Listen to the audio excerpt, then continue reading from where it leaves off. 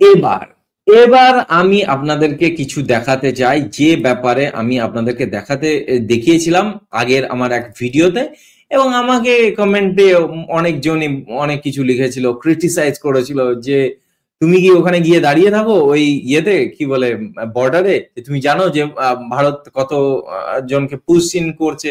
আমি যখন দেখিয়েছিলাম যে ভারত প্রত্যেক দিন কি করছে, ইল্লিগাল বাংলাদেশিদেরকে মাঝ রাতে কাঁটাতার পেরিয়ে লাত মেরে ফেলে দিচ্ছে ইয়েতে কি বলে ওদিকের বাউন্ডারি ওয়ালে বা নো ম্যান ল্যান্ডে ফেলে দিয়ে আসছে। আমি কিন্তু দেখিয়েছিলাম, আমি ফাঁকায় ফাঁকায় কথা বলি না, হাওয়ায় হাওয়ায় কথা বলি না। আমি যখন বলি তার পাশে কোনো নিউজ রিপোর্টস দেখায়, সেটা কোনো রেপুটেড নিউজ রিপোর্ট দেখায়, তাছাড়া কোনো কথা বলি না। এমন নয় যে আমি আলতু ফালতু কথা বললাম আর মানে মুখে বলে দিলাম, কোনো কিছু দেখালাম না। তাই প্রত্যেকটা রেপুটেড নিউজ এজেন্সির রিপোর্ট আগে দেখায়, তারপরে কথা বলি। তারপরেও আগে বলছে যে আমি, হ্যাঁ তবে এটা আমি বলেছিলাম যে খবরে যেটা আসছে তার 50 গুণ বেশি হচ্ছে। আপনি দেখতে পাচ্ছেন যে 500 জনকে পাঠানো হয়েছে, তবে মনে রাখবেন এই 500 জনটা মানে যেটা আপনাকে দেখানো হচ্ছে তার সংখ্যা 500 ইন্টু 50 করে নেবেন, ঠিক আছে? এর 50 গুণ বেশি পাঠানো হচ্ছে, কিন্তু আপনার কাছে খবর সরকারি খবর হিসাবে এতটাই আসছে। এটা আমি বলেছিলাম।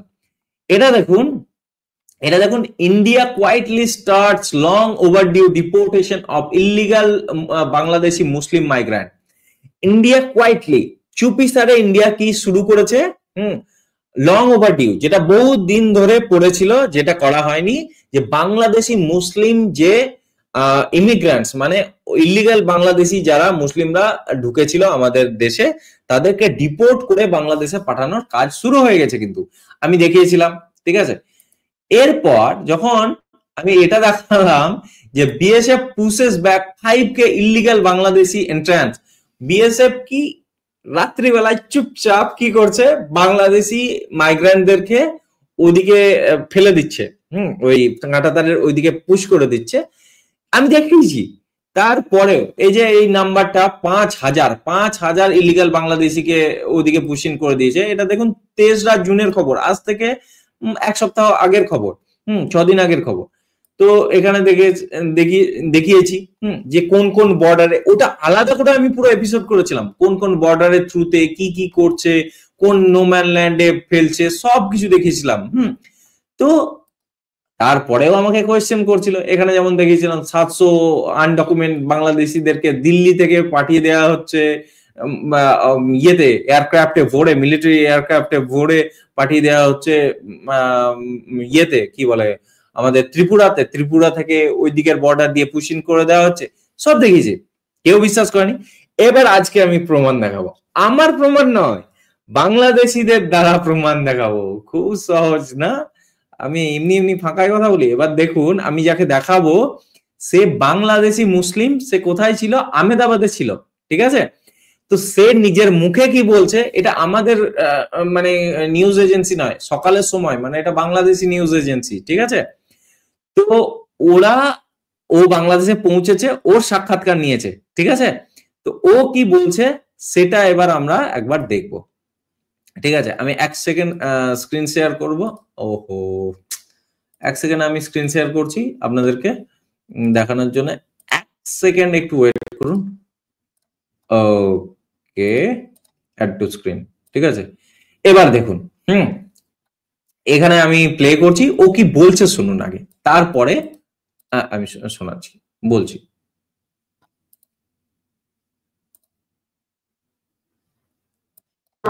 ভারতে কোথায় থাকতেন? হ্যাঁ, ভারতে কোথায় থাকতেন? ইন্ডিয়াতে একদম শাহ আলম চন্দ্রলা, আহমেদাবাদ। আচ্ছা, ওখান থেকে কেন আপনারা চলে আসলেন? ওখানে তো আমার বাসা বাড়ি ভেঙে দিয়েছে, আমরা চলে আসছি। কারা ভেঙে দিয়েছে? মিউনিসিপালিটি ভেঙে দিয়েছে, হিন্দু পার্টি। হ্যাঁ। ও আচ্ছা, সব মানে ও আহমেদাবাদে থাকতো, ওখান থেকে চলে এসছে, কিভাবে এসছে সব বলবে। এখন ও আহমেদাবাদে থাকতো, ওর ঘর বাড়ি ভেঙে দিয়েছে, হিন্দু পার্টি ভেঙে দিয়েছে, মানে বিজেপি ভেঙে দিয়েছে। আপনারা দেখেছিলেন যে একসঙ্গে প্রায় কয়েক হাজার একর জমির উপরে যে ইল্লিগাল বাংলাদেশি বসেছিল, পুরো এক দিনের মধ্যে ধ্বংস করে দিয়েছে সব বাড়ি বাড়ি ভেঙে ওখানকার গভর্নমেন্ট। তো সেটার ব্যাপারে কথা বলছে, ঠিক আছে?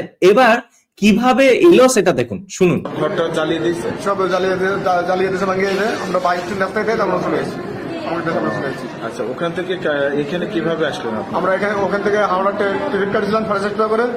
হাওড়াতে নামে ফিরে শিয়ালদার ট্রেন ধরেছি, শিয়ালদারতে বনগাছি নামেছি। ওখান থেকে এক টেম্পোলায় বলছি ভাই আমাকে বিএসএফ হাতে তুলে দিবি বর্ডার এলাকায়।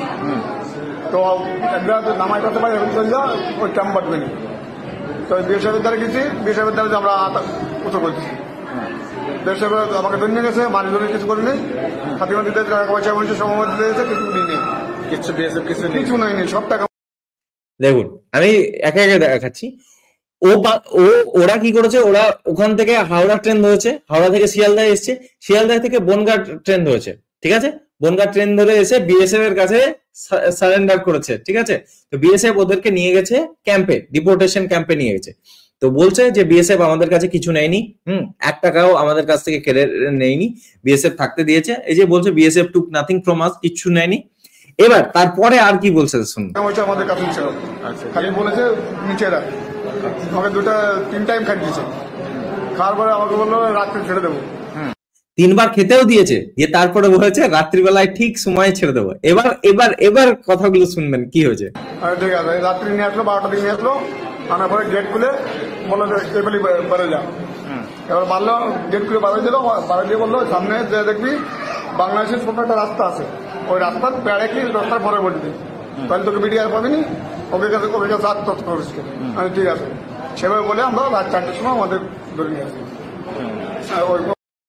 মানে বুঝতে পারলেন, মানে রাত্রি 12টার পর কি করেছে, গেট খুলে বলেছে যা এবার পালা, ঠিক আছে। সামনে যাওয়ার পর রাস্তা দেখবি ওখানে বিজিবি মানে বাংলাদেশি বর্ডার গার্ড থাকবে, ওদের কাছে গিয়ে হাত তুলে সারেন্ডার করবি, বলবি আমরা পাঠিয়েছি। তো তারপর ওরা গেছে, দিয়ে বিজেপি ওদেরকে নিয়ে। এই এক্স্যাক্টলি এই জিনিসটাই হচ্ছে, যখন লাত মেরে তাড়াচ্ছে বলছি তার মানে এটাই। এবার হলো তো, কথাটা শুনলেন তো, ওই বাংলাদেশি ইলিগাল মুসলিমদের কাছ থেকে শুনলেন তো যে কিভাবে হলো। এবং এরকম আরো আছে, আরো ভিডিওস আছে, আমি দেখাবো, ঠিক আছে। তো তাদেরকে এমন এমন জায়গা আছে যে এমন এমন জায়গায় ছেড়ে দিয়ে আসছে যেখানে বিজিবিও নেই, মানে বাংলাদেশি বর্ডার গার্ডও নেই, সেখানে গিয়ে লাত মেরে তাদেরকে বলা হচ্ছে এখানে ভাগ, ঠিক আছে। তো এই জিনিসও হচ্ছে। তো আমি যখন এরকম বলছিলাম তখন আমার কথা শোনার পরেও কিছু মানুষ এরকম কমেন্ট করছিল যে দেখ এরকম ইয়ে হয় নাকি, এরকম হবে নাকি, আপনি সব ফাঁগাই ফাঁগাই বলছে, কোনো বিনা তথ্য ছাড়া বলবেন না। তথ্য তো দেখিয়ে বলছিলাম, তবুও আরে ভাই আমার বিশ্বাস না করার আমি বিশ্বাস করবো না, সেই জন্য মানুষ করছিল। তো আমি তো আজকে এদের মুখ দিয়ে শুনিয়ে দিলাম কি বলছে, বললো তো। কিন্তু বিএসএফ এর কথা শুনুন, ওদেরকে 3 বেলা খেতেও দিয়েছে, থাকতেও দিয়েছে, দিয়ে বলেছে রাত 12টার পর ঠিক খুলে দেবো, পালাবি। তো গেট খুলে ভাগিয়ে দিয়েছে। এই জিনিসই চলছে, এক্স্যাক্টলি এই জিনিস চলছে।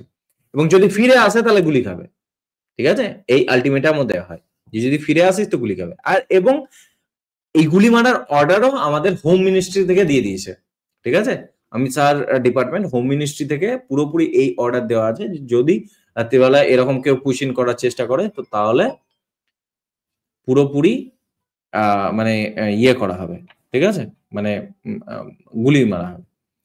তো এই ব্যাপার স্যাপার চলছে।